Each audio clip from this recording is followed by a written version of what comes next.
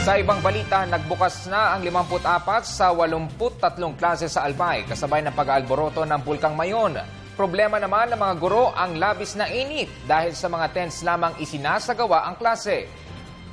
Nasa linya ng ating telepono mula sa Albay si Haji Kaaminyo. Haji. Yes, Ralph, 2 araw na nakakalipas mula nang magsimula ulit ang klase sa mga paaralan dito sa lalawigan ng Albay. Kasabay pa din yan ang pag-aalboroto ng Bulkang Mayon. Pero ang kaibahan sa isang regular na klase, sa mga tent na ipinamahagi ng UNICEF lamang nagkaklase ang mga bata. 155 tents ang kabuuang ibinigay ng UNICEF sa lalawigan. Dinagdagan pa ito ng 25 at 20 naman mula sa United Nations. Sa Camalig North Central School, Miyerkules nagsimula ang klase. Hinahati sa morning at afternoon shifts ang klase para sa iba't ibang grades para ma-accommodate ang lahat. Pero pinagsasama muna sa isang klase ang mga sections. Sa update na ibinigay ni Governor Joey Salceda, Ralph, 54 sa 83 eskwelahan ang nagbukas na nga ng klase. Isang halimbawa dito ang mga taga-barangay Kirangay na dahil wala pang magamit na classroom ay sa Camalig North Central School muna nagklase. Target ng provincial government na magbukas ng 100% ang klase sa susunod na linggo dahil kung matatandaan ay prioridad nga nilang huwag mapabayaan na pag-aaral ng mga bata kahit na nag-aalboroto ang bulkan.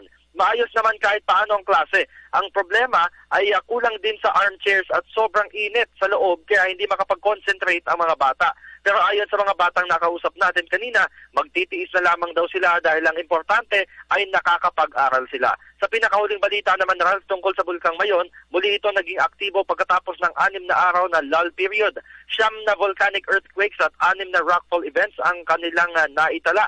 Patuloy na lumalaki ang lava dome sa ibabaw dahil sa pag-angat ng panibagong batch ng magma sa ilalim na hinihila namang paakyat para magdulot ng pressure.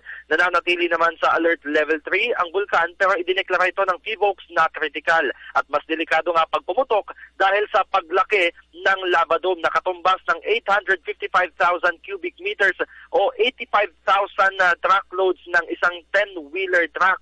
Pero sa kabila nito, ituloy pa din ang Albay sa pag-host ng APEC 2014. Sa katunayan, ay sinabi nga ni Governor Salceda kanina na kung tutuusin, ang pagputok ng Mayon ang pinaka-inaabangang tourist event ng taon kung geological ang pag-uusapan. Huwag nga lamang talagang babalik ang mga evacuees sa mga bahay na sakop ng 6 to 8 permanent at extended kilometer danger zone para nga zero casualty. Pero yan ang binabantayan ng puspusan ng provincial government. At nag-uulat mula dito sa lalawigan ng Albay kasama si Jeff Tuason at June Basit para sa Telebisyon ng Bayan, Haji Kaaminyo. Maraming salamat, Haji Kaaminyo.